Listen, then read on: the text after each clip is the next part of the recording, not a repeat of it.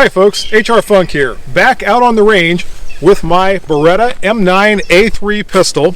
And the reason I'm back here today is to do a quick follow-up video from the one that I made last week.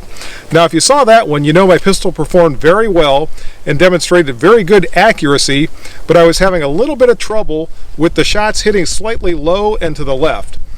And at the end of that video, I mentioned that I was going to go back to my shop and drift the sight just a little bit to the right to see if that corrected the problem.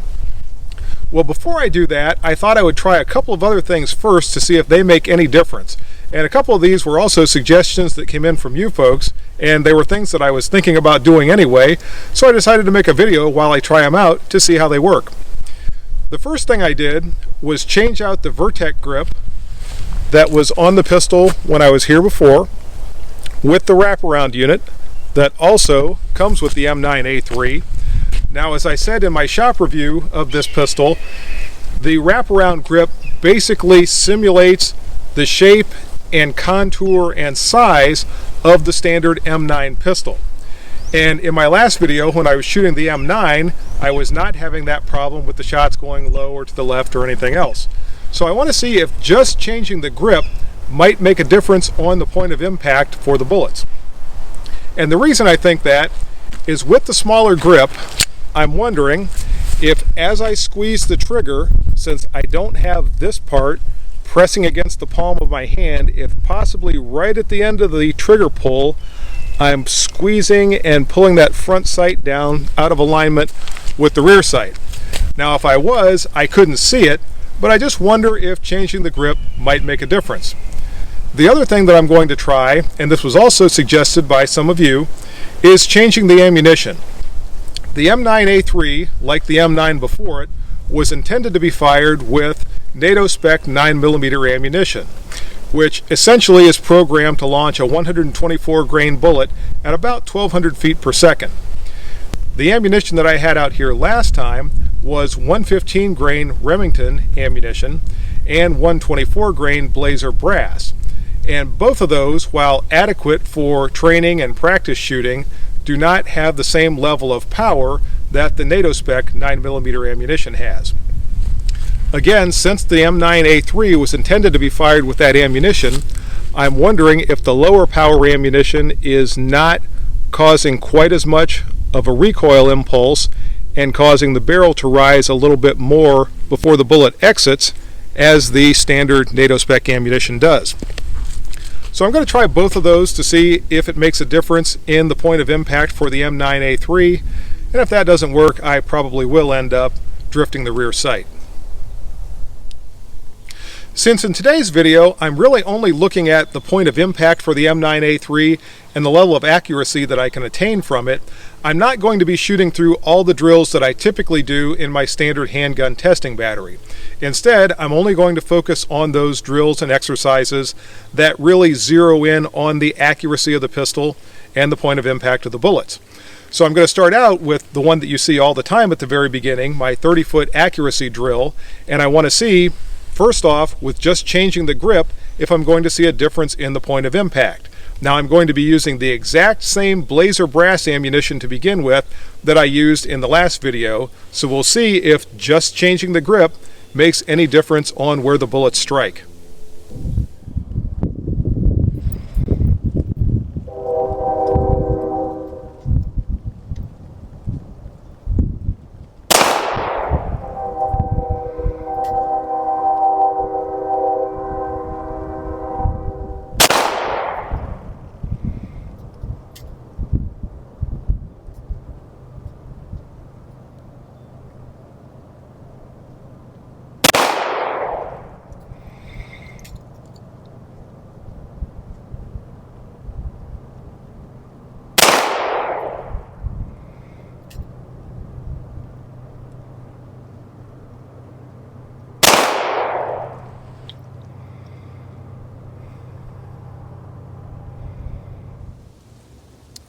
Well folks, this is interesting.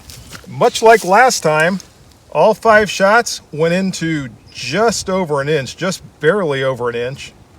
Actually, I think I'm going to call that a 1-inch group from 30 feet.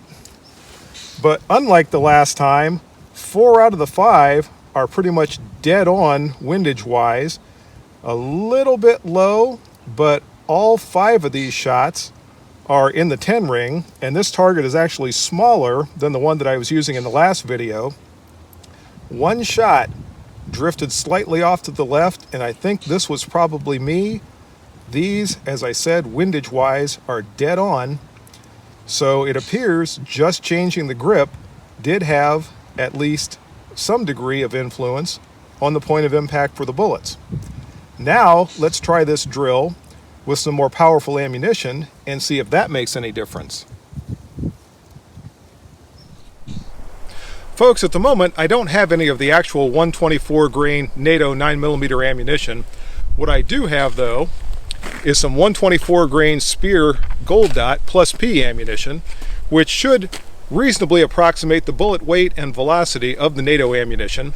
So I'm going to see if use of this ammunition makes a difference in that point of impact.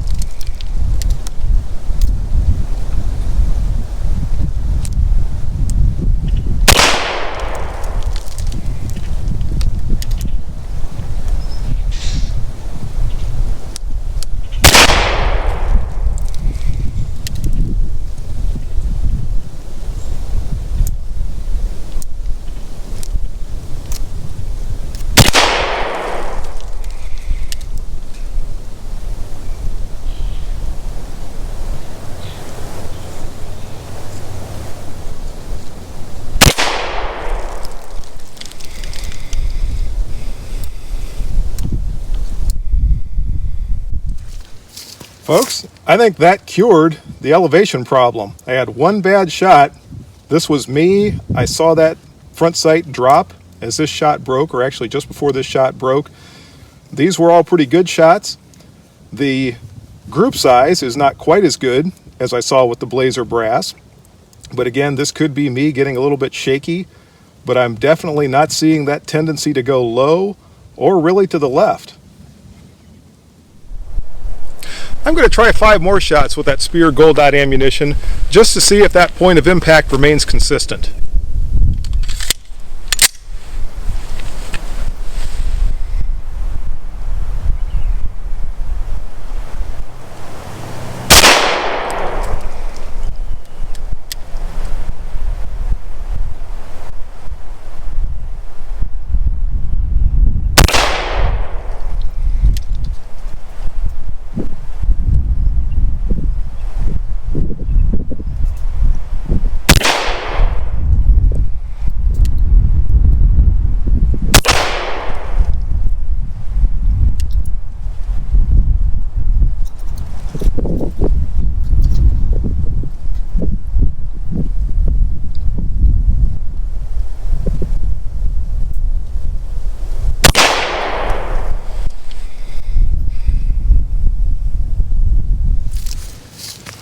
I think this is remaining consistent enough that I'm going to try a little bit of longer range shooting. I've got 3 or 4 good shots right here, maybe a little bit low, but this very much could be me. And again, I've gone to an even smaller center target here. I think if I had my original target still up here, or had it uncovered, maybe I should say, that these would all be within that 10 ring. This would probably also still be a 10. I pulled one shot a little bit low and to the left. This was definitely me. But again, I'm going to move this target back to a greater distance and see how this 124 grain plus P Speer Gold Dot does from a longer distance. Okay folks, 5 rounds of the plus P Speer 124 grain Gold Dot ammunition from 25 yards. Let's see how the M9A3 does with this ammunition and this grip from this distance.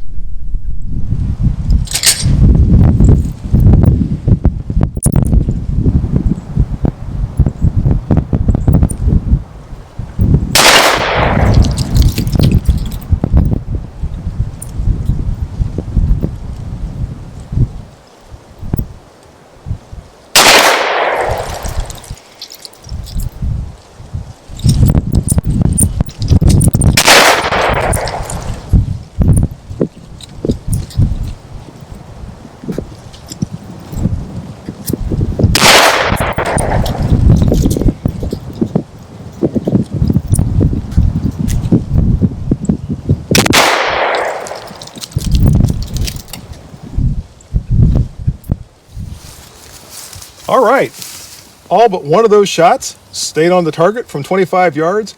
This one is just off, and this one is all me. I saw that front sight drift just as this shot broke.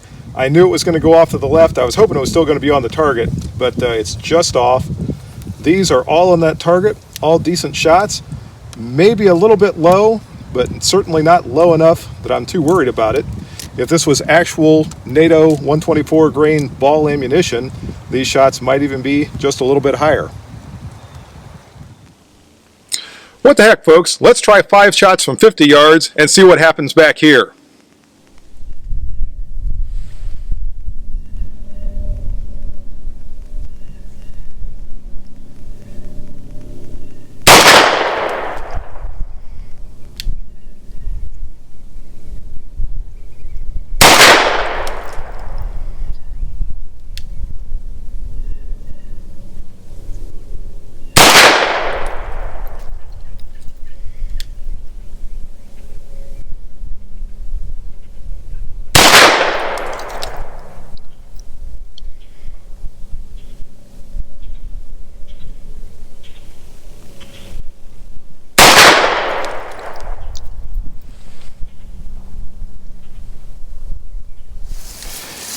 And from 50 yards, I don't think I'm going to complain about this at all.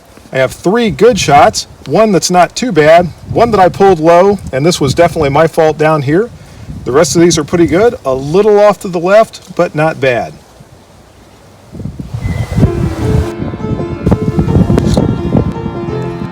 Folks, I don't know if you saw them or not, but there's a couple of water bottle desperados sneaking up on me in that shadow back there. I'm going to use the M9A3 and that Spear 124 grain gold dot ammunition and see if we can rain all over their parade.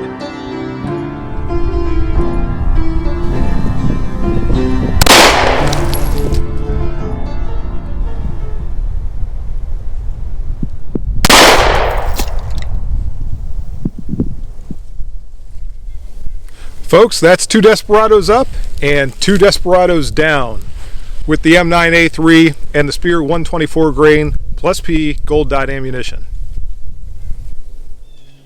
Well, folks, after further review, I don't think I'm going to touch the sights on the M9A3. I think I'm going to continue to shoot it just the way it is with the large wraparound grips.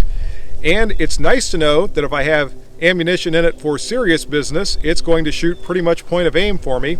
But as I said at the beginning of the video, that lesser expensive ammunition that I had before is perfectly adequate for range use and informal shooting. And the music starting means that's the video for today. If you have any questions or comments, as always, be sure to forward those to me. And until next time, good shooting. Bye-bye.